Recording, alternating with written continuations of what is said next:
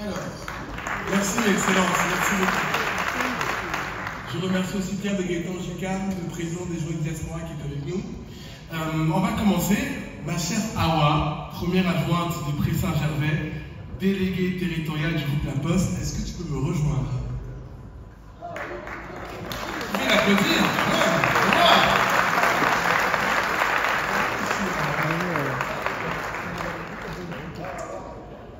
On va continuer. On a Nada Nadif qui est spécialiste de la santé, notamment dans la performance des hôpitaux. Ma chère Nada, rejoins-nous s'il te plaît. Vous pouvez l'applaudir.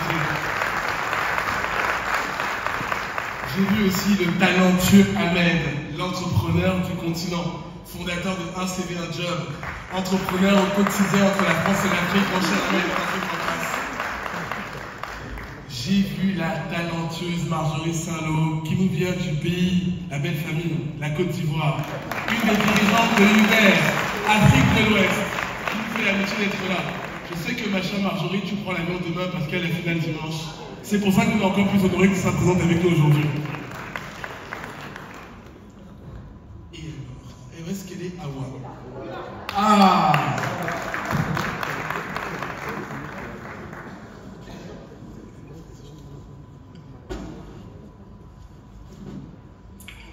Bonsoir à toutes et à tous. Hyper heureuse d'être là ce soir. Merci Stéphane, merci Monsieur le Président, Mesdames et Messieurs les ambassadeurs, Mesdames, Messieurs, il me reste encore une personne à accueillir. J'appelle Monsieur Mamadou Ramadan Diarra.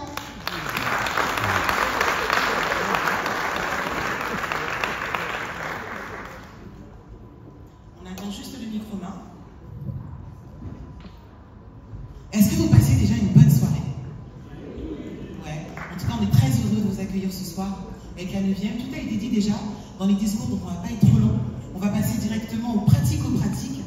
Maintenant que son Excellence Mamadou Ramadan Diarra est venu et qui va s'installer, je remercie l'assistance qui est là. Car dans cette salle, vous avez des chefs d'entreprise, vous avez des porteurs de projets, vous avez des présidents d'associations. Je suis élu certes, mais il y a d'autres élus également dans la salle que je salue en leur nom, leur grade et qualité. Et on va pouvoir commencer parce que tout le monde est là. Donc si tu veux bien me rejoindre. Voilà, les micros sont là. Alors on va, mon cher Stéphane, découvrir ces panélistes. Et il me semble qu'on va commencer par une femme. Donc je te laisse la parole. Oui, alors j'aimerais poser ma première question à Marjorie Saint-Lô. Ma chère Marjorie, vous êtes une dame qui a été formée en France, qui a réussi à se réinstaller sur le continent africain, particulièrement en Côte d'Ivoire, même si en faisant mes fiches tout à l'heure, j'ai vu que vous étiez les dirigeants d'Uber en Côte d'Ivoire, au Sénégal, au Bénin, en Afrique de l'Ouest et même au Pakistan. Rien que ça. Donc, vous êtes la preuve aussi qu'on peut être formé en France, comme disait tout à l'heure mon grand frère, et réussir sur le continent africain. Première question que j'aimerais vous poser, c'est comment est-ce que vous avez réussi à rentrer en Côte d'Ivoire? Et puis, en tant que femme, chef d'entreprise, quels sont les conseils que vous pouvez donner à toutes ces femmes et tous les jeunes et tous les hommes aussi qui sont ici, qui ont envie de rentrer sur le continent, mais qui quelquefois n'ont pas les tips? Oh là là, toute une question. Déjà, merci pour l'invitation. C'est un honneur d'être présente et de pouvoir partager un peu mon tour d'expérience. Je dirais la première chose qu'il faut, c'est l'humilité. Parce qu'effectivement, moi je suis effectivement née sur le continent, mais j'ai grandi en Amérique du Nord avant de commencer ma carrière, puis venir en France pour suivre mes études avant de rentrer. À 30 ans, j'avais l'impression de tout savoir, j'avais toutes les idées pour venir développer mon pays. Et quand je suis arrivée, on m'a fait comprendre que je ne connaissais rien. Et donc j'ai dû apprendre à comprendre le terrain, j'ai dû apprendre à détecter les codes et de pouvoir me faire une place.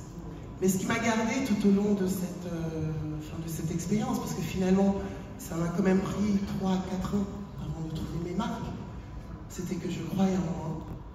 Et je sais toujours, et je me suis toujours répété ça, qu'on ne devient seulement ce que l'on croit. Quand j'ai décidé de rentrer au pays, c'était pour accompagner le développement, c'était pour innover, c'était pour créer. Et quand je rentrais, je n'avais aucune expérience dans la création, dans l'innovation.